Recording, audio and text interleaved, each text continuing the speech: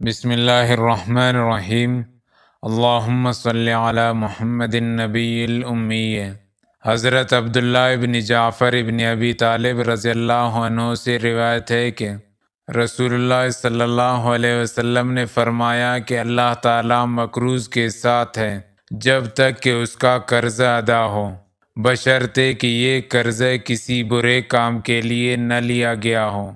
مطلب یہ ہے کہ جو بندہ اپنی صحیح ضرورت و حاجت یا کسی نیک کام کے لیے قرض لے اور وہ اس کی ادائیگی کی نیت اور فکر رکھتا ہو تو قرضہ ادا ہونے تک اللہ تعالیٰ کی خاص عنایت اور مدد اس کے ساتھ رہے گی۔